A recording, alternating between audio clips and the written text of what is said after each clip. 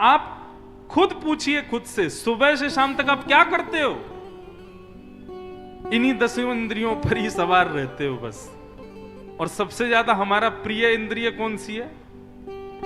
जीव। कभी इसको दाल पकवान खिला देते हैं तब भी इसका मन नहीं भरता, बड़ा पाव खिला देते हैं तो भी इसका मन नहीं भरता। और क्या बनता है? हाँ, सिंधियों में पापड़ भी बहुत खाते हैं। पापड़ के बिना तो कोई काम ही नहीं होता है। पापड़ खिला दो तो भी इसका मन नहीं भरता। इतना सब कुछ खा लेने के बाद भी ये इंद्रिय कभी हमारी तृप्ति नहीं होती। मैं जिनके घर पर रुका हूं वो बेचारे मुझसे बड़े परेशान हो गए, 4 दिन हो गए। बोले महाराज जी आप कुछ खाते ही नहीं हो। मैंने कहा क्यों जीव को परेशान कर रहे हो? आज तो कथा में आ रहा था, उससे पहले पिज्जा बना लाए, लो महाराज खाओ। मैंने कहा भैया हाथ जोड़े आपके, क्यों हमको ये जीव जैसे तैसे तो संभली है, लेकिन सबका भाव है। तो ये 10 इंद्रियां हैं हमारे शरीर में और हम इन्हीं पर ही सवार रहते हैं, पूरे दिन रात इन्हीं की सेवा में ही लगे रहते हैं। तो 10 इंद्रियों का घोड़ा, ये घोड़े हैं 10, उनकी चाबुक ठाकुर जी के हाथ में। अब आई रथ की बात, जिस पे आप बैठे हो उसके 4 पहिए हैं। 4 पहिए कौन से? धर्म, अर्थ, काम और मोक्ष। ये 4 पहिए वाला रथ, और इन 4 पहियों को खींचते हैं 10 इंद्रियां। इन 14 वस्तुओं को ठाकुर जी के आश्रित कर दो, अपनी 10 इंद्रियों को और धर्म, अर्थ, काम, मोक्ष को, बस और कुछ नहीं करना। जिम्मेवारी ठाकुर जी की है। आपको पता अर्जुन के सारथी क्यों बने भगवान? महाभारत में कथा आती है कि अर्जुन और दुर्योधन दोनों गए द्वारिका। भगवान से जाके बोले प्रभु महाभारत का युद्ध होने वाला है, आप किस तरफ रहोगे? भगवान बोले देखो हम पक्षपाती तो नहीं है। दुर्योधन बोला आपसे बड़ा पक्षपाती कौन है जो मुकुट पे पक्ष पहन के घूमता है? पक्ष मतलब मोरपिच्छ। ठाकुर जी बोले वो तेरी बात ठीक है लेकिन मैं पक्ष नहीं करता, तुम दोनों मेरे भाई हो। दुर्योधन बोला कोई तो आपको एक चुनना पड़ेगा, या तो पांडवों के पास जाओ या कौरवों के पास आओ। भगवान बोले दोनों पडला भारी होने चाहिए। चलो हम एक निर्णय करते हैं, एक तरफ हम अकेले जाएंगे और एक तरफ हमारी द्वारिका की पूरी सेना जाएगी। और एक और बात कह देते हैं, हम हाथ में शस्त्र नहीं उठाएंगे और हमारी सेना पूरी सशस्त्र जाएगी। तुरंत दुर्योधन बोला तो वहां पे क्या आप खड़े खड़े ओम जय जगदीश हरे आरती करवाओगे? महाभारत युद्ध करना है प्रभु, दुश्मनों से लड़ना है और आप कह रहे हो मैं शस्त्र नहीं उठाऊंगा। ठाकुर जी बोले हम अपने वचन के पक्के हैं, हमने कह दिया तो कह दिया, शस्त्र नहीं उठाएंगे। तो दुर्योधन बोला फिर एक काम कीजिए, सेना मुझको दे दीजिए, और अर्जुन का आपसे प्रेम भी बहुत ज्यादा है, आप अर्जुन के पास ही चले जाओ। भगवान मंद मुस्काए, बोले ठीक है ले जाओ सेना। दुर्योधन बोला दोनों कितने मूर्ख हैं, पहले ही हम लोग इतने बलवान, ऊपर से द्वारिका की सेना और मिल गई, अब तो पांडवों का जीतना असंभव है। और दुर्योधन तो वहां से चला गया। भगवान अर्जुन को डांटने लगे, बोले तेरे को बार बार मैंने तेरी वजह से ये नियम धारण किया था ताकि तू सेना मांग ले, लेकिन तेरी बुद्धि पता नहीं कहां चली गई। अब तेरी तरफ मुझको आना पड़ेगा और मैं भी शस्त्र नहीं उठाऊंगा। मतलब एक योद्धा और वो भी बिना शस्त्रों का। अर्जुन बोला आपसे ये किसने कहा कि मैं आपको मांगने आया था, या आपसे ये भी किसने कहा कि मैं आपसे कुछ मांगने आया था? अर्जुन बोला ना तो मैं आपसे कुछ मांगने आया हूं ना आपको मांगने आया हूं। भगवान बोले तो फिर? चरणों में प्रणाम करके अर्जुन कहता है मैं खुद को देने आया हूं, मैं तो खुद को अर्पित करने आया हूं।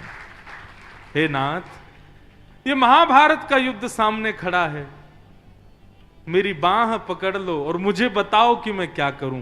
कहीं मैं आपको ले जाने आ जाऊं तो आप वो करोगे जो मैं कहूंगा, लेकिन मैं खुद को अर्पित कर दूंगा तो मैं आपके आदेश का पालन करूंगा।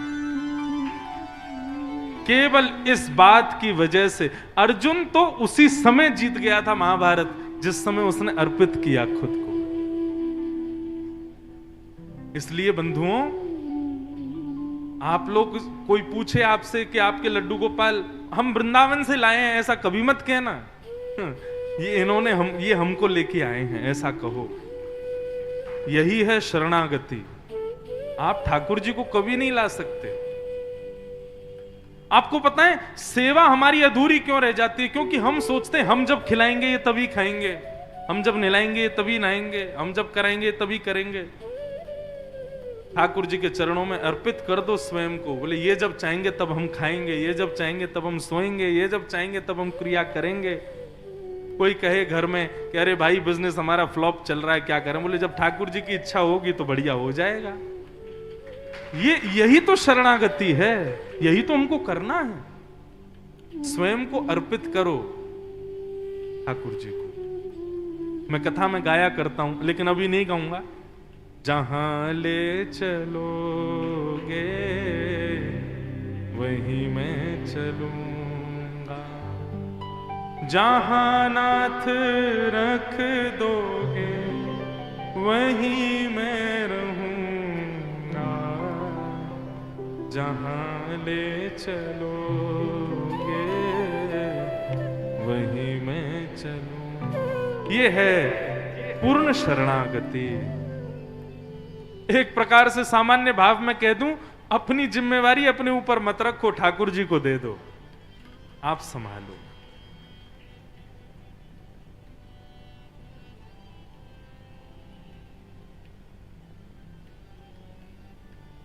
पांडवों ने स्वर्गारोहण किया, परीक्षित को राजा बना दिया।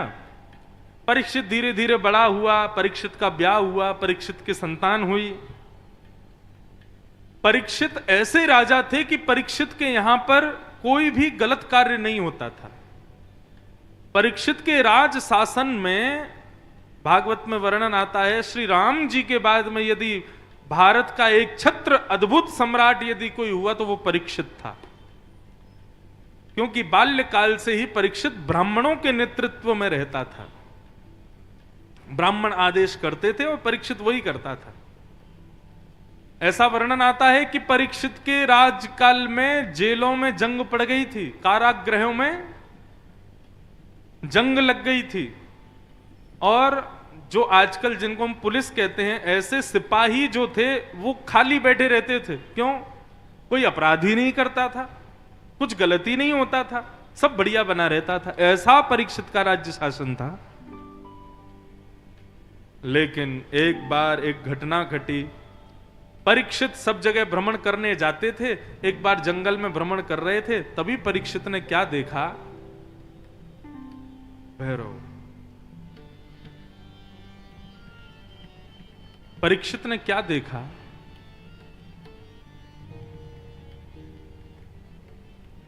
कि एक बैल समझते हैं? वृषभ। एक वृषभ, उसके 3 पैर कटे हुए हैं, केवल एक पैर पर खड़ा है। और एक अत्यंत भयानक व्यक्ति उसके 4थे पैर को भी काट रहा है। परीक्षित देखकर के आश्चर्यचकित हो गए, मेरे राज्य में यह कैसे संभव हो सकता है? परीक्षित ने तुरंत तलवार निकाली, मारने के लिए गए तो चरणों में गिर गया। मुझे मत मारिए। बोले कौन हो तुम और ये क्या कर रहे हो?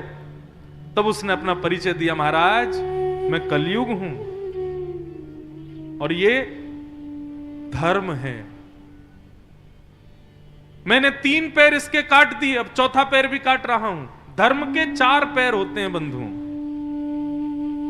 ये 4 गुण यदि हमारे भीतर हैं तो आप समझिए कि आप धर्मात्मा हो। कौन कौन से?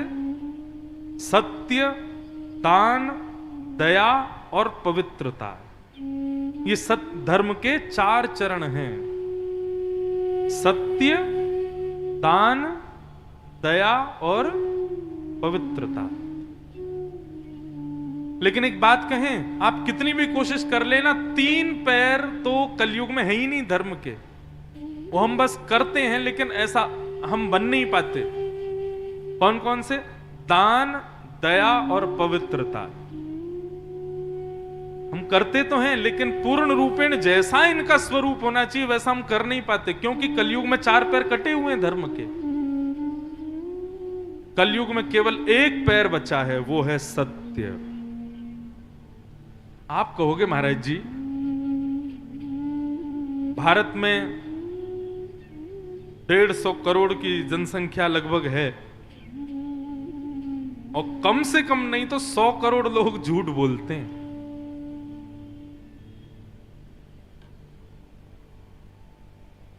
झूठ बोलते हैं कि नहीं? सब लोग झूठ बोलते हैं। फिर आप कैसे कह सकते हो कि धर्म सत्य के पैर पर खड़ा है? कलयुग में केवल सत्य ही बचा है, सत्य तो है ही नहीं, लोग झूठ ही झूठ बोलते हैं केवल। तो सत्य कैसे बचा है? हम किसी ना किसी रूप में सत्य के बिना रह नहीं सकते। हम बोलते भले ही झूठ हैं, लेकिन जब सुनने की बारी आती है तो हम भी सत्य ही सुनना चाहते हैं। इसलिए धर्म सत्य के पैर पर खड़ा है। चोर चोरी करता है, और 4 चोरों ने चोरी करी, और उसके बाद में चारों क्या कहते हैं? हाँ भाई अब एक काम करो। बोले क्या? बिल्कुल ईमानदारी से जितना चोरी करके लाए हो चारों में बांट दो। चोरी ईमानदारी का काम है, लेकिन उसमें भी चोर कहते हैं कि ईमानदारी से बांटो।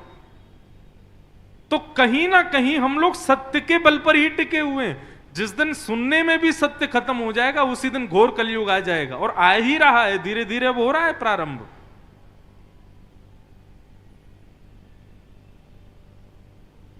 तो कलयुग में केवल सत्य के पैर पर खड़ा है धर्म।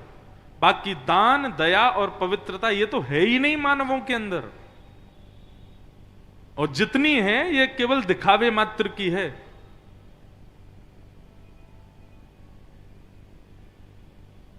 परीक्षित ने कहा कि मेरे राज्य को छोड़ करके जाओ। कलयुग बोला महाराज कहां जाऊं? सतयुग जाता है, त्रेता आता है, त्रेता जाता है, द्वापर आता है, द्वापर चला गया, मेरी बारी है, मैं तो आऊंगा, मैं नहीं जा सकता। लेकिन हां, यदि आप चाहते हो कि मैं कहीं चला जाऊं तो आप एक काम कीजिए, मुझे कुछ स्थान दे दीजिए, मैं वहीं रहूंगा। और कलयुग को राजा परीक्षित ने 5 स्थान दिए हैं।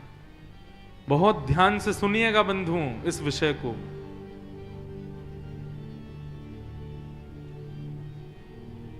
हम व्यासपीठ से घोषणा करते हुए अपनी कथा में कहते हैं, यदि कोई व्यक्ति इन 5 स्थानों से बच गया, समझ लेना उस पर कलयुग का कोई प्रभाव नहीं होगा। और ऐसा व्यक्ति यदि यह भी कहे कि मैं सतयुग का प्राणी हूं, तो इसमें भी कोई अतिशयोक्ति नहीं है। कलयुग का निवास केवल 5 जगह पर है, लेकिन आप आश्चर्य करोगे फिर भी कहीं ना कहीं से हम लोगों के ऊपर कलयुग हावी है। इसका मतलब यह है इन 5 स्थानों में कहीं तो हमारा प्रवेश है। और ये 5 स्थान कौन कौन से हैं? कि द्योतम पानम स्त्रियः सूना यत्राधर्मश्चतुर्विध पुनश्च याचमानाय जातरूप मदात् प्रभो। बहुत ध्यान से सुनिएगा। सबसे पहला कलयुग का निवास द्यूतम यानी कि जुआ। कई लोग खुश हो गए, हम तो खेलते ही नहीं है। जुआ केवल खेल में ही नहीं खेला जाता है, अपने घर की लक्ष्मी का गलत स्थान पर व्यय करना यह जुए के समान ही है। इसलिए हमारे शास्त्र आज्ञा करते हैं दान करो, लेकिन विचार करके करो। बंधुओं, यदि दान आपको बचना है ना कि हमारा पैसा सही जगह जाए, तो धन के प्रति 2 बुद्धि रखो, या तो मां की बुद्धि या फिर पुत्री की बुद्धि। व्यक्ति चाहकर के भी अपनी मां को गलत स्थान पर नहीं भेज सकता। अगर माँ को कहीं जाना भी है तो व्यक्ति बहुत व्यवस्था करता है, ट्रेन में भी अच्छी व्यवस्था, फ्लाइट में भी बिजनेस क्लास हो, हमारी माँ जा रही है उसको कोई दिक्कत ना हो, कितनी व्यवस्था करता है यदि सत्पुत्र होगा तो। और ठीक वैसे ही पुत्री के प्रति, पुत्री का ब्याह करना होता है तो ऐसे ही नहीं कहीं भी कर दिया, वो पिता पूरी सब चीज देखता है, योग्य होगा, सुंदर होगा, सुशील होगा, गुणवान होगा, पुत्री को प्रिय होगा तब देगा। ठीक वैसे ही धन का व्यय करते समय भी हमें ये दो बुद्धि धन के प्रति रखनी चाहिए, ये हमारी मां है। देने से पहले 3 बार सोचो कि स्थान योग्य है कि नहीं, हमको देना चाहिए कि नहीं। इसका मतलब ये ज्यादा अपने ऐशो आराम में जो हम लोग पैसा खर्च करते हैं ना, ये एक प्रकार से भोग है। लक्ष्मी का प्रयोग ज्यादातर दान में या फिर योग में ही व्यतीत करो, भोग में नहीं। तो पहला कलयुग का स्थान क्या है? द्यूतम, जुआ। जुए का सीधा सीधा अर्थ होता है पैसे को दांव पर लगाना। कई लोग क्या कहते हैं, आज बारिश होगी, लगी 500 की शर्त, ये जुआ है। ये 500 रुपए की जो आपने शर्त लगाई यही जुआ है। सुबह खेलने के लिए गए, कौन जीतेगा? बोले हम जीतेंगे, जीतने वाले को हारने वाले 100 रुपए देंगे, ये जुआ है। यदि आपको ज्यादा ही शौक है ये सब करने का तो पैसे की जगह व्यंजन रख लो। हाँ भाई, हारने वाला जीतने वालों को रसगुल्ला खिलाएंगे, आज अगर बारिश हो गई तो तेरे को समोसा खिलाऊंगा, ऐसा कर लो, लेकिन पैसे का प्रयोग मत करो। तो पहला कलयुग का निवास स्थान क्या है? जोर से बोलो, ये याद करने हैं आपको, जुआ, द्यूतम। दूसरा कलयुग का स्थान है पानम। पानम में कलयुग निवास करता है। बंधुओं, अब तक किया तो कोई बात नहीं, क्षमा है, अब मत करना। पानम में कलयुग रहता है। क्यों रहता है? आप लोग समझेंगे कि वो नशा हो जाता है ना, अनकॉन्शियस हो जाता है आदमी, इसलिए आप कह रहे हो कि वो पाप है। नहीं, इसका एक और बहुत बड़ा कारण है। हमारे हृदय के भीतर ठाकुर जी विराजमान है। ये हृदय मंदिर है ठाकुर जी का। कोई मंदिर में जाके पीता है, कोई मंदिर में जाके सिगरेट पीता है, कोई मंदिर में तंबाकू खाता है, कोई मंदिर में मांस खाता है? नहीं खाता। क्यों? ये मंदिर है भैया, यहां भगवान रहते हैं। तुम्हारा देह भी मंदिर है, उसमें भी भगवान रहते हैं। और किसी और ने नहीं कहा है, स्वयं भगवान गीता में कहते हैं, ईश्वरः सर्व भूतानाम हृदय सेर्जुन तिष्ठति। अर्जुन, मैं कहां हूं? सबके हृदय में। इंसान के बनाए मंदिर में कुछ गलत नहीं खाता, कुछ गलत नहीं पीता, लेकिन भगवान के बनाए हुए शरीर में सब गलत खाते हैं, सब गलत पीते हैं। इसलिए आज तक किया तो कोई बात नहीं, लेकिन आज संकल्प लीजिए, अब नहीं करेंगे। ये देह देवालय है बंधुओं, हमारे हृदय कुंज में ठाकुर जी बैठे हैं। सदैव उस वस्तु को ग्रहण करो जो ठाकुर जी को अर्पित कर सकते हो। जो ठाकुर जी को अर्पित नहीं करते वो अपने अंदर भी मत लीजिए। बाहर के ठाकुर जी आपके मंदिर के, उनको तो बढ़िया भोग लगाते हो, लेकिन खुद की खाने की बारी आती है, सब गंदा गंदा खाते हो, सब गंदा पीते हो। वास्तव में भोग हमारे भीतर लगाते हैं ठाकुर जी, बाहर नहीं लगाते। इसलिए इससे बचो। एक और कारण है कि पानम में कलयुग का निवास है, और वो कारण ये है, हम हमारे सामने कोई गलत कहता है तो हम क्या कहते हैं? भाई शुभ शुभ बोलो। ऐसा सुना है कि 24 घंटे में एक बार सरस्वती जीव पर बैठती है। इसका मतलब क्या है? हम सबकी जीव जो है ये सरस्वती का आसन है। आपको पता चल जाए कि इस स्थान पर सरस्वती जी आके बैठती हैं दिन में एक बार, आप उस स्थान पर इत्र लगाओगे, आप उस स्थान पर दूध, घी, दही, खीर आदि सबसे उसको व्यवस्थित करोगे, उसको स्वच्छ करोगे, कि उस पर मदिरा डाल करके उसको गंदा करोगे? ये जीव है। जब आप कृष्ण बोलते हो ना तो ये जीव नाचने लगती है। जब आप राम बोलते हो ये जीव आनंदित हो जाती है कि आज मेरा सौभाग्य कि इसने कृष्ण कहा, राम कहा। उस जीव को इतना अपवित्र मत करो। हाथ जोड़ के प्रार्थना, इस पानम की स्थिति को त्यागो। और एक बात कहें, पानम से तो बच गए, लेकिन इसमें लग गए, इसमें लग गए, जिससे भी आप तामसी स्थिति में आ जाओ, उस सब वस्तु को आज ही त्यागो। बंधुओं, यदि इतना नहीं कर सकते आप कि अपनी जीव को नहीं बचा पा रहे हो, तो फिर आपको कथा से चले जाना चाहिए। मत सुनो कथा। पत्नी पति के लिए बदल जाती है, पति पत्नी के लिए बदल जाते हैं, बच्चे माता पिता के लिए बदल जाते हैं, माता पिता अपने बच्चों के लिए बदल जाते हैं, लेकिन भक्त भगवान के लिए नहीं बदल सकता। हम ठाकुर जी के लिए इतना त्याग नहीं कर सकते, तो हमको फिर भक्ति के मार्ग पे आना ही नहीं चाहिए। भोग का मार्ग, ये बीच वाला मार्ग बहुत गंदा है कि आप भोग भी कर रहे हो, भक्ति भी कर रहे हो। या तो भोगी ही बने रहो या फिर पूरे पूरे यहीं के हो जाओ। दो नाव पे पैर रखोगे, ऐसे गिरोगे कि कोई नहीं बचा पाएगा। इसलिए अब नहीं करना, इसको त्यागो। पानम तो द्यूतम, पानम, और तीसरा स्थान स्त्रिय। पर स्त्री संग करना, पर पुरुष संग करना, इसमें भी कलयुग का निवास है। विवाह के पश्चात सबके प्रति मातृ या बहन का भाव ही रखो, सबके प्रति भाई का या पिता का ही भाव रखो, उसके अतिरिक्त कोई भाव मत रखो। उसमें कलयुग का निवास है। तो द्यूतम, पानम, स्त्रिय, और चौथा स्थान सूना, यानी कि कलेश, हिंसा। अब आपको पता चला कि सामने वाले ने ऐसा कुछ काम किया है कि इससे आपको क्रोध आ रहा है और कलेश होगा। यही तो परीक्षा है। सामने वाले ने कुछ आपसे अनुचित कार्य किया, उस समय पर आप संभल करके अपनी वाणी को मौन करके वहां पर लड़ाई झगड़ा ना करना।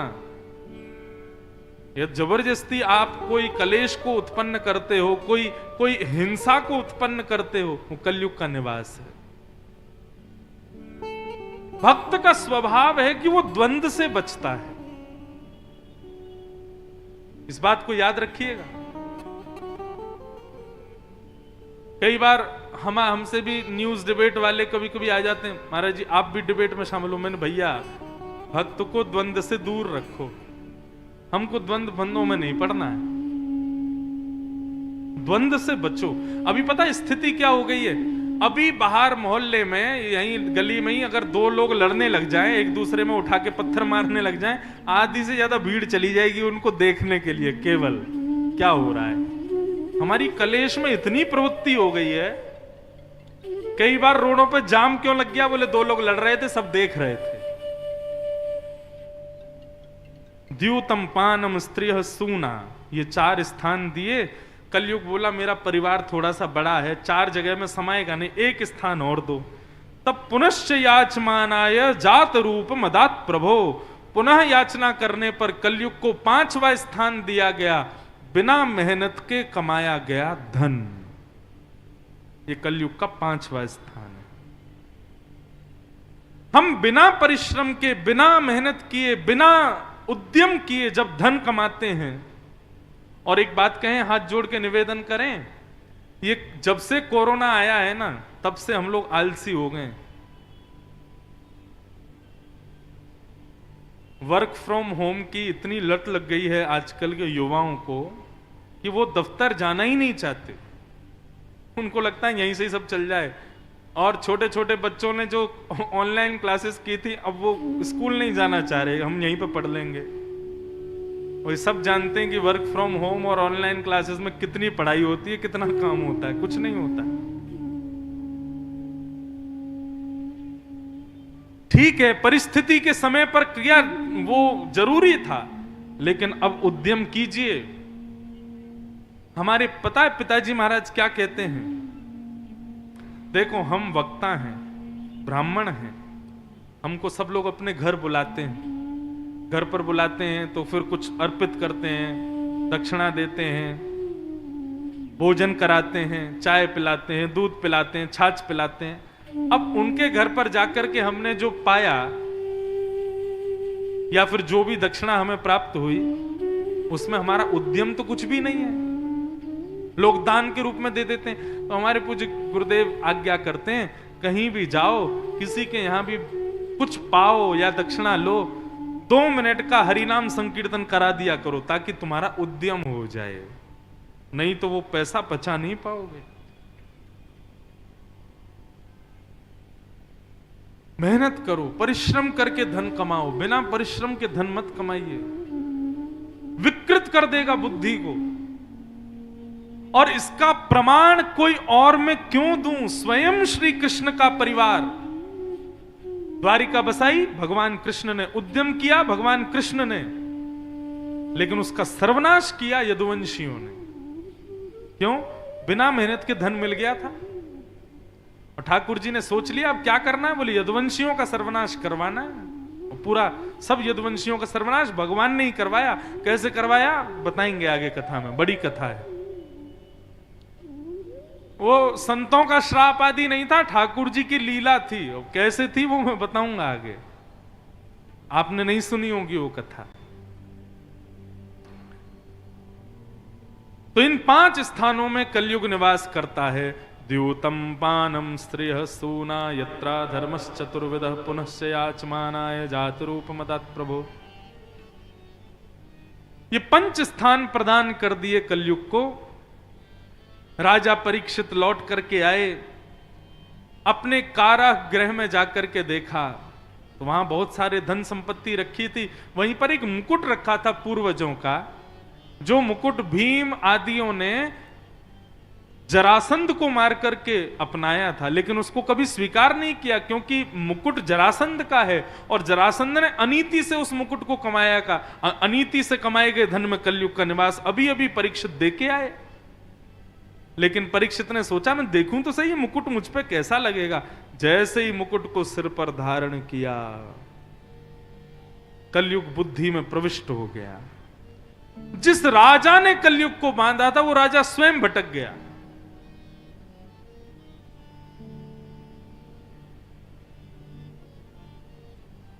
दूसरे की वस्तु पर कभी दृष्टि मत डालना।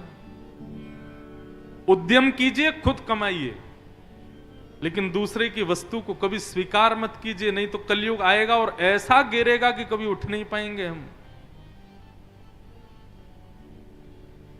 कलयुग प्रविष्ट हो गया और जिस राजा के यहां पर शिकार करना मना था, आज वो राजा खुद शिकार करने गया।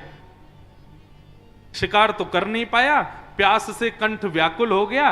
तभी एक शमीक ऋषि के आश्रम में जाकर के जल की याचना की, लेकिन शमीक ऋषि समाधिस्थ बैठे थे। तो राजा को लगने लगा अरे पाखंडी, मैं जल मांग रहा हूं और ये समाधि में बैठा है। मरा हुआ सर्प शमीक ऋषि के गले में डाल दिया। कुछ बालकों ने यह दृश्य देख करके शमीक ऋषि के पुत्र श्रृंगी को बता दिया। श्रृंगी नदी में स्नान कर रहे थे, जैसे ही पता चला मेरे पिता के गले में मरा हुआ सर्प डाल दिया राजा परीक्षित ने, मेरे पिता का अपमान किया। इति लंघित मर्यादम तक्षकः सप्तमे हनि, तुरंत जल हाथ में लेकर के श्राप दे दिया। मैं श्राप देता हूं आज के 7वें दिन तक्षक सर्प राजा परीक्षित को डस देगा और उसकी मृत्यु हो जाएगी। श्राप देकर के जैसे ही श्रृंगी लौट करके आए, अपने पिता के गले में मरा हुआ सर्प देख करके रोने लगे। थोड़ी देर में पिता की आंख खुली, पुत्र को रोता हुआ देखा, पूछा क्या हुआ पुत्र? पिताजी आपके गले में मरा हुआ सर्प पड़ा है। उतार करके दूर फेंक दिया। बोले पिताजी लेकिन आप चिंता मत कीजिए, आपके द्वारा आपके ऊपर किए गए इस अपराध को मैंने दंड दे दिया है। मैंने राजा परीक्षित को 7 दिन में मरने का श्राप दे दिया। इस बात को सुनकर के शमीक ऋषि खुश नहीं हुए। बेटा ये तूने ठीक नहीं किया, गलती करने वाले को समझाना चाहिए, सीधा दंड नहीं देना चाहिए। अब बेचारा कोई रोग से ग्रसित है और वो वैद्य के पास जाए, मेरा इलाज कर दो, और वैद्य उसको जहर दे दे। वैद्य को चाहिए औषधि देवे। हम गुरुजन हैं, हम ब्राह्मण जन हैं, हम संत जन हैं, हमारे पास सब रोगी ही आते हैं संसार के। हमको मृत्यु दंड देना नहीं चाहिए, हमको उनको समझाना चाहिए, ज्ञान देना चाहिए। तूने क्या किया? मृत्यु दंड दे दिया।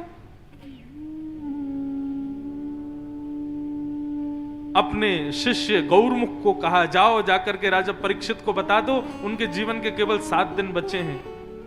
राजा परीक्षित ने यहां राजभवन में आके जैसे ही अपना मुकुट उतारा, उनको याद आया, अरे राम, ये मैंने क्या किया? एक ऋषि के गले में मरा हुआ सर्प डाल दिया मैंने। अच्छा, एक बात बताऊं बंधु, यही भागवत में ही वर्णन है, व्यक्ति का सबसे बड़ा सद्गुण क्या है? बताओ। बहुत सारे सद्गुण होते हैं मानव में, लेकिन यदि सबसे ऊपर किसी को रखना हो तो आप किसको रखोगे? व्यक्ति का सबसे बड़ा सद्गुण होता है अपने अवगुणों को स्वीकार करना कि हां, मुझ में ये कमी है।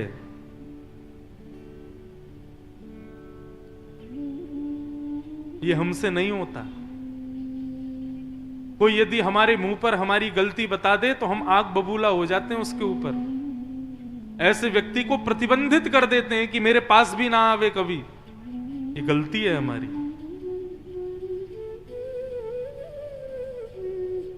कई लोग मिलते हैं मुझसे, अब जरूरी नहीं सब लोग प्रणाम करने वाले मिलते हैं, कई लोग मिलते हैं तो वो गलतियां बताते हैं। आप कथा में ये बात गलत बोल रहे थे, आप ऐसा गलत कर रहे थे, तो अब भले ही वो ईर्ष्या के भाव से कह रहे हो, लेकिन मुझको स्वीकार करना चाहिए।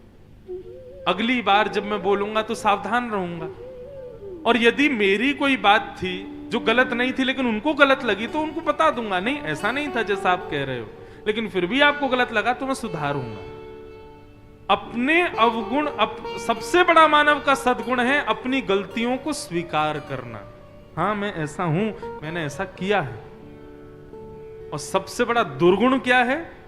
गलती करने के बाद भी, सिद्ध होने के बाद भी स्वीकार ना करना। बस इसी रट में रहना, ना मैंने किया ही नहीं है, तुम मुझ पे आरोप लगा कैसे सकते हो, कह कैसे सकते हो, नहीं मेरे पे गलत आरोप लगा रहे हो, इल्जाम लगाते हो, और ये कर दूंगा वो कर दूंगा। अच्छा, एक गुण और बताऊं, जो सही होता है ना वो ज्यादा विवाद नहीं करता, जो गलत होता है विवाद भी वही ज्यादा करता है, रोता भी वही ज्यादा है, वही चीखता चिल्लाता ज्यादा है, अरे मैंने ऐसा नहीं किया, मुझ पर ऐसा क्यों आक्षेप करते हो। लेकिन जो सही होता है ना वो एक ही बार कहता है, अरे भाई मैंने नहीं किया, तुमको गलत लग रहा है। अपने अवगुणों को स्वीकार करना सीखो। मुझ में क्या, हमारे पूज्य पिताजी महाराज, बोलो वृंदावन बिहारी लाल की जय।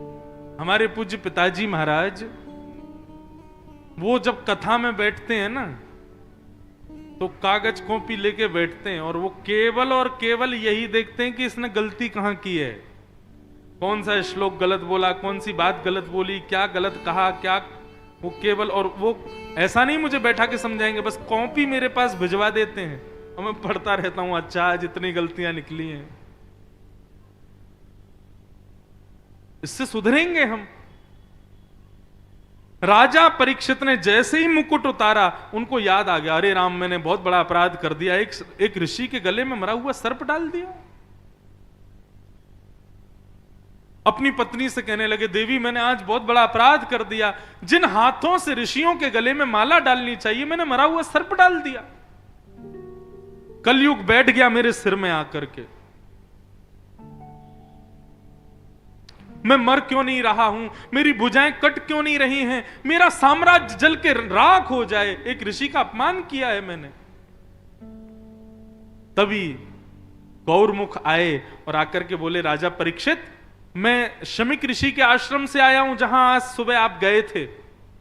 महाराज आपने जो दुष्कृत्य किया उसके बदले आपको दंड मिला है। शमिक ऋषि के पुत्र श्रृंगी ने आपको 7 दिन में मरने का श्राप दिया है। बंधुओं, भागवत में वर्णन आता है कि राजा परीक्षित नाचने लगे, आनंदित हो गए। दंड सुनकर के आनंदित हो गए। पत्नी ने जाकर के कहा कि आप नाच क्यों रहे हैं, श्राप लगा है, दंड लगा है, नाचने का विषय नहीं है। बोले नहीं देवी, संत ब्राह्मण गुरुजन कभी दंड नहीं देते, ये सदैव आशीर्वाद देते हैं। क्रोधापि देवेन वरेण तुल्यम। यहां जितने भी युवा लोग बैठे हैं, कान खोल के मेरी एक बात सुनिए। शास्त्र आज्ञा करते हैं, क्रोधापि देवेन वरेण तुल्यम। बड़े लोगों का क्रोध वरदान के समान होता है। यदि किसी बालक के ऊपर उसके माता पिता गुस्सा नहीं होते तो ऐसा बालक अभागा है। इसलिए ऐसा कुछ ना कुछ करते रहना चाहिए जिससे माता पिता की डांट सुननी पड़े। दिन में एक आध बार मां की चप्पल उड़ती हुई आवे सिर पे, तभी बनेंगे हम कुछ जीवन में। जिसने मां से पिटाई नहीं खाई, जिसने पिता से गुस्सा नहीं खाए, गाली नहीं खाई, वो बालक जीवन में कुछ उच्च स्तर पर तो नहीं पहुंच पाएगा। अब जितने बालकों को ये लग रहा है हमको तो माता पिता ने कभी मारा ही नहीं, कल ही कुछ ऐसा कर देना कि पिटो।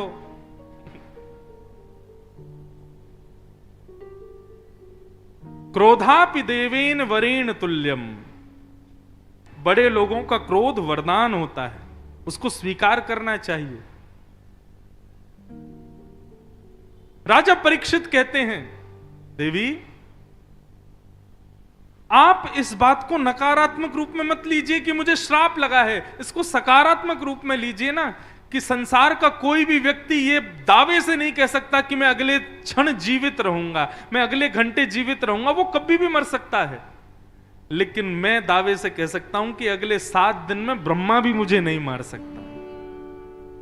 अगले 7 दिन में भगवान की भी इच्छा हो जाए कि परीक्षित को मार दो, यमराज की भी इच्छा हो जाए कि परीक्षित को ले आओ, तो ये भी मेरा कुछ नहीं बिगाड़ सकते, क्योंकि एक ब्राह्मण ने मुझे 7 दिन का जीवन वरदान दिया है। ये वैष्णव का लक्षण है, वो हर स्थिति में सकारात्मक बुद्धि सोचता है, नकारात्मक नहीं। राजा परीक्षित ने अपने पुत्र जन्मेजय को राज्य गद्दी पर बिठा दिया और निकल पड़े अपने जीवन के उत्थान के लिए, 7 दिन में भगवत प्राप्ति के लिए। वन में गए, गंगा तट पर जाकर के अनंत संतों से पूछा कि 7 दिन में मरने वाले की मुक्ति का उपाय क्या है, लेकिन नहीं को मुनिर्यस्य वचः प्रमाण, कोई प्रमाण नहीं दे पाया कि राजन तुम ये करो तुम्हें कल्याण होगा। तभी उस सभा में आगमन हुआ श्री सुखदेव जी महाराज का। सब लोग हाथ जोड़ो, प्रणाम करो, श्री सुखदेव जी का स्वागत करो। कि तत्रा भवद भगवान व्यास पुत्रो यदिच्छया गामटमानो नपेक्ष अलक्षलिंगो निजलावतुष्टो व्रतस्य वालैरवधूतभेश। श्री सुखदेव जी महाराज की जय। बंधु, भागवत के वक्ता, प्रथम वक्ता, प्रथम तो और भी हुए, लेकिन जिनसे ये भागवत की रसधारा हम तक आई, ऐसे श्री सुखदेव जी का आगमन हुआ।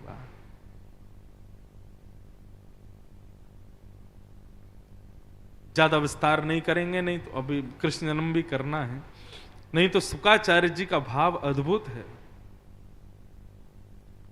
सुखदेव जी महाराज आए, आते ही परीक्षित ने चरणों में प्रणाम किया, और प्रणाम करते ही परीक्षित जी ने प्रश्न किया, ये शाम संस्मरणात् पुंसां सद्य सुध्यन्ति वै गृहा किं पुनर्दर्शन स्पर्श पाद शौचासनादि। महाराज, जिस व्यक्ति के जीवन के केवल 7 दिन बचे हैं उसको मुक्ति के लिए क्या करना चाहिए, कृपा करके मुझे बताओ। मेरे जीवन के केवल 7 दिन बचे, मुझे श्राप लग गया है।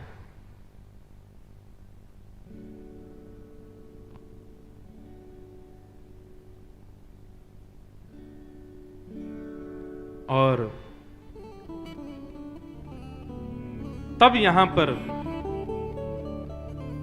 परीक्षित जी महाराज को वंदन किया, नमन किया, प्रणाम किया और श्री सुखदेव जी महाराज मंच पर विराज रहे हैं। परीक्षित प्रार्थना कर रहे हैं कि हे प्रभु मुझ पर कृपा करो, करुणा करो। हम भी सुखदेव जी को प्रणाम कर लें, थोड़ा उनको वंदन कर लें।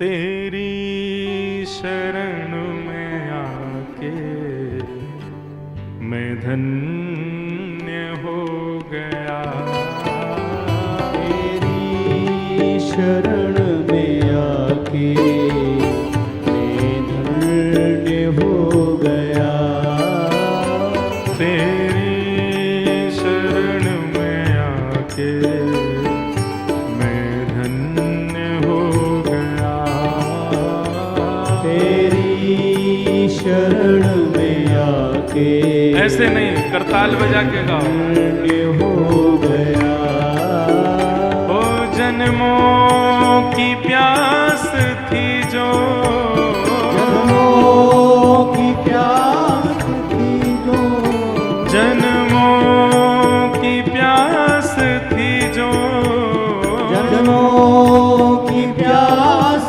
थी जो संपन्न हो गया, तेरी शरण में आके मैं धन्य हो गया, तेरी शरण में आके मैं धन्य बंधुओं, हो गया। देखो आप अभी दो दरबारों में बैठे हो, एक तो वषण शाह दरबार में बैठे हो, दूसरे भागवत जी के दरबार में बैठे हो। ये आपका धन्य भाग्य नहीं है तो क्या है? एक तरफ से गुरु कृपा, दूसरी तरफ से भगवत कृपा। ये दो नदियों के संगम में आप सब स्नान कर रहे हो, इसलिए आप सबको तो पूरे ऊंचे स्वर में गाना चाहिए, करताल बजा के गाना चाहिए। तेरी शरण में आके मैं धन्य हो गया, तेरी शरण में आके मैं धन्य हो गया, ओ जन्मों की प्यास थी जो, जन्मों की प्यास थी जो, जन्मों की प्यास थी जो, जन्मों की प्यास थी जो संपन्न हो गया, तेरी शरण में आके मैं धन्य हो गया, तेरी शरण में आके मैं सद्गुरुदेव भगवान की धन्य हो।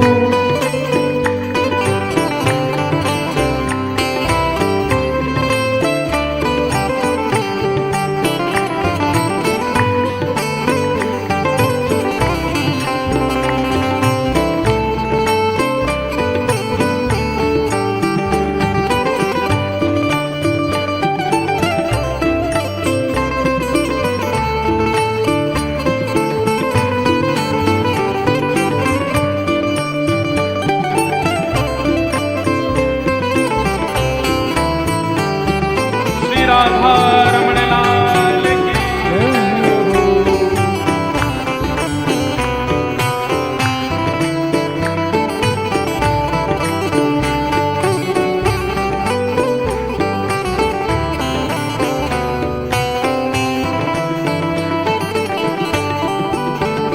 ओ कितने मिले अमीर यहाँ, कितने गरीब हो, कितने मिले अमीर यहाँ, कितने गरीब, हाँ, कितने मिले अमीर यहाँ, कितने गरीब हो, कितने मिले अमीर यहाँ कितने गरीब। ओ कितने मिले अमीर यहाँ कितने गरीब हो।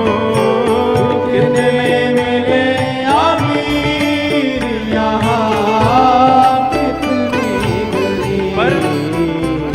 पर आप मिल गए तो पर आप मिल गए तो पर आप मिल गए तो पर आप मिल गए धनवान हो गया। पर आप मिल गए तो धनवान हो गया। पर आप मिल गए तो धनवान हो गया। पर आप मिल गए तो धनवान हो गया। ओ जन्मों की प्यास थी जो जन्मों की प्यास थी जो जन्मों की प्यास थी जो जन्मों की प्यास थी जो संपन्न हो गया। तेरी शरण में आके मैं धन्य हो गया। तेरी शरण में आके मैं हो गया।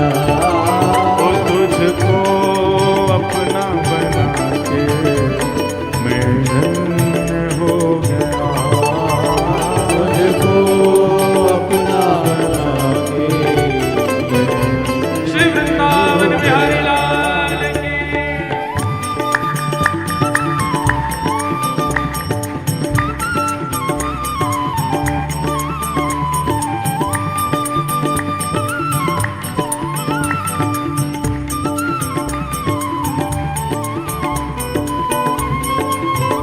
जय जय साईं वसन शाह, जय जय साईं पारू शाह।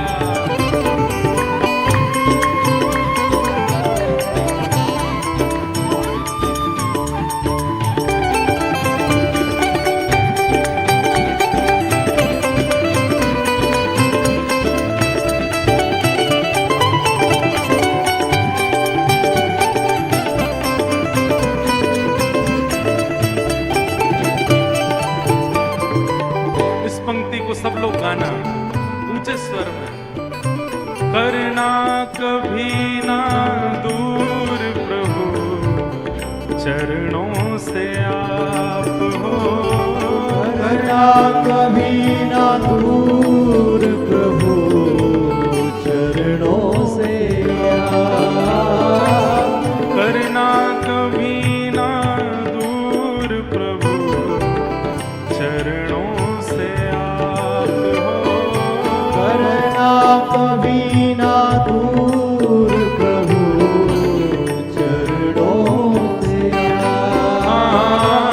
करना कभी ना दूर प्रभु चरणों से आप हो। करना कभी ना दूर प्रभु चरणों से आप। चरणों के ही सहारे चरणों के ही सहारे चरणों के ही सहारे चरणों के ही सहारे भव पार हो गया।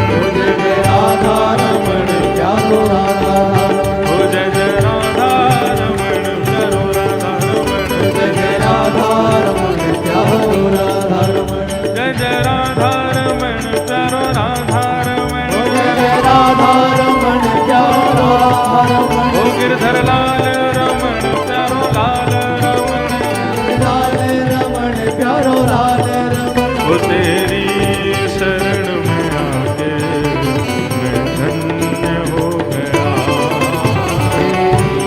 शरण में आके धन्य हो गया। तेरी शरण में आके मैं धन्य हो गया। तेरी शरण में आके जय जय श्री राम।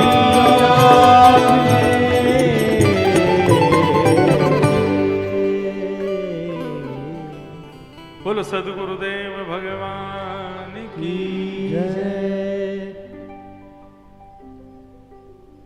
हम धन्य हैं कि इस दरबार में बैठे हैं और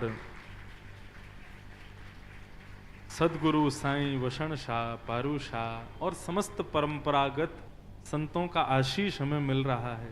हम आनंद कर रहे हैं। आज ऐसा लग रहा है ना जाने कितने दिनों की प्यास हमारी बुझ रही है। और फिर उसमें भी ऊपर से श्रीमद् भागवत का ये रस मिल रहा है। सब गुरुजनों की कृपा है। आज परीक्षित भी धन्य हुए हैं। 7 दिन में मरने वाले हैं, लेकिन एक गुरुदेव समर्थ सामने बैठे हैं और उनके चरणों में प्रणाम करते हैं कि हे नाथ, कि अतः पृच्छामि संसिद्धिं योगिनां परमं गुरुं पुरुषस्य यत्कार्यं म्रियमाणस्य सर्वथा। महाराज, जल्दी मरने वाले की मुक्ति का उपाय क्या है, बताइए।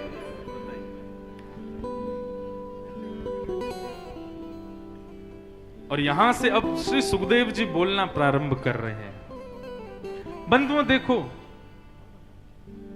गुरु जो आपके प्रश्न का उत्तर दे दे वह भी गुरु है, लेकिन वास्तविक गुरु की एक पहचान और है कि वो प्रश्न को भी पहले सही करेगा कि तुमने जो प्रश्न किया वो गलत है भाई, प्रश्न सही ये होगा। और यहां वही हुआ।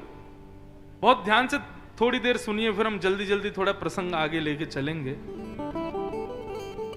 परीक्षित जी पूछ रहे हैं जल्दी मरने वाले की मुक्ति का उपाय क्या है, लेकिन यहां सुखदेव जी पहले उत्तर ना देके प्रश्न को ठीक करवा रहे हैं। और क्या कहते हैं कि वरियानेशते प्रश्न क्रतो लोक हितं नृप आत्मवीत सम्मतः पुंसा श्रोतव्यादिषु यः पर। राजन, क्या कहा तुमने? 7 दिन में मरने वाले की मुक्ति का उपाय क्या है? आप में से मुक्ति कितने लोगों को चाहिए? हाथ ऊपर करना। अब हमारी कथा सुनने के बाद नहीं उठाओगे हाथ, क्योंकि हम मुक्ति दिलाने की बात ही नहीं कर रहे हैं। अब वो कैसे, अब सुनो। श्री सुखदेव जी परीक्षित जी से कहते हैं, परीक्षित तुम मुक्ति मांग रहे हो,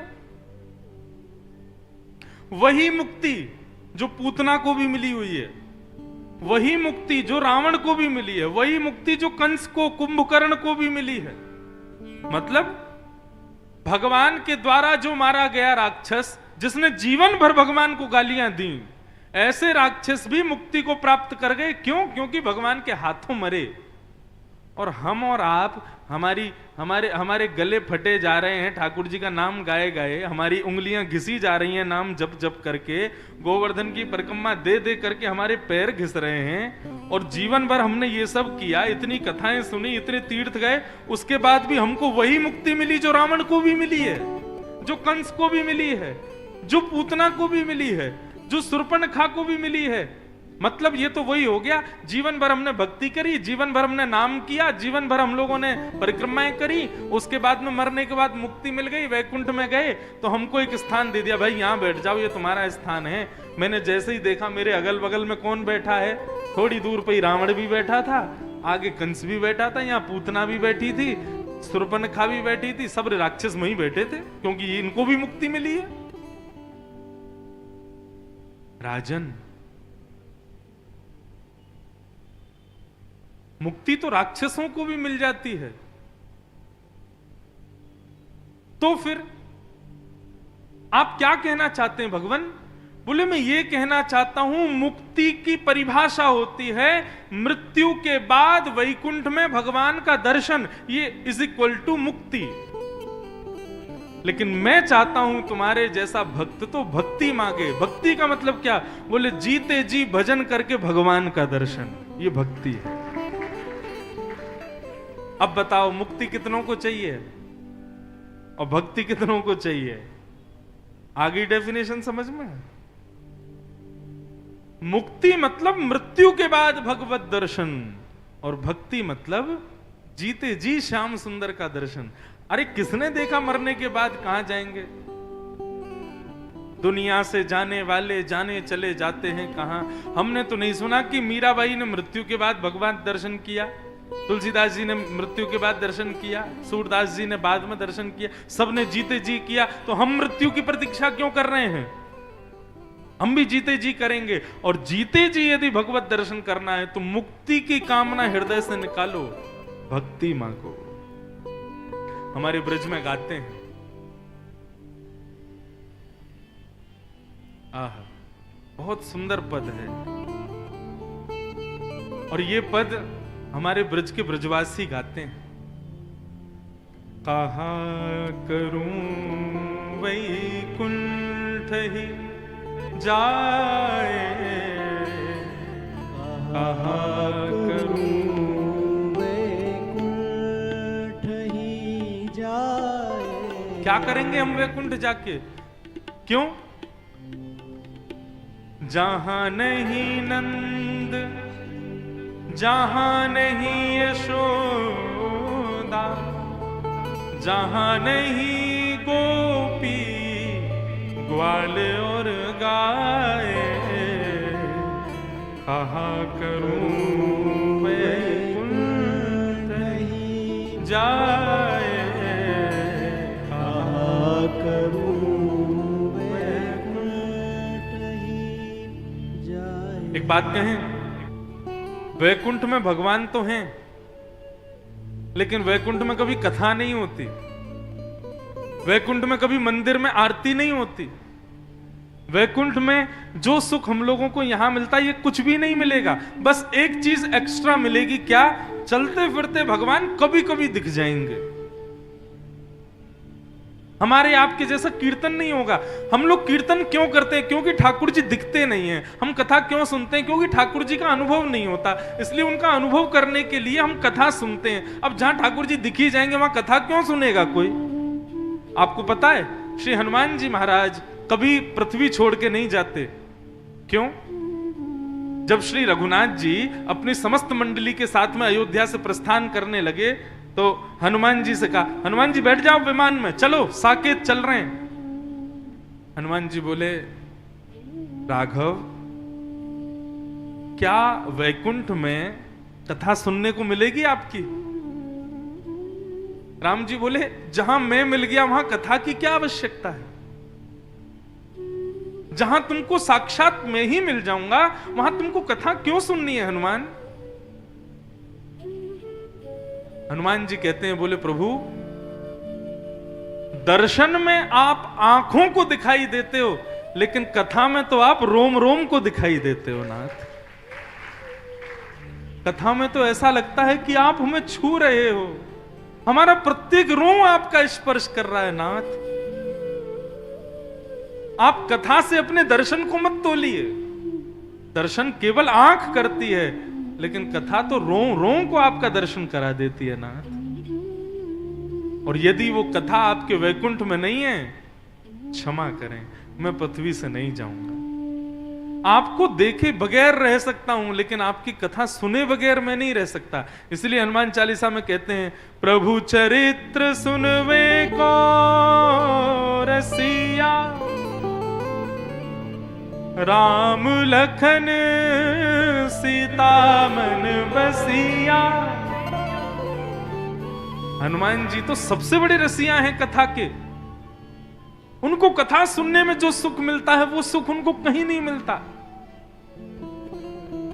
मैं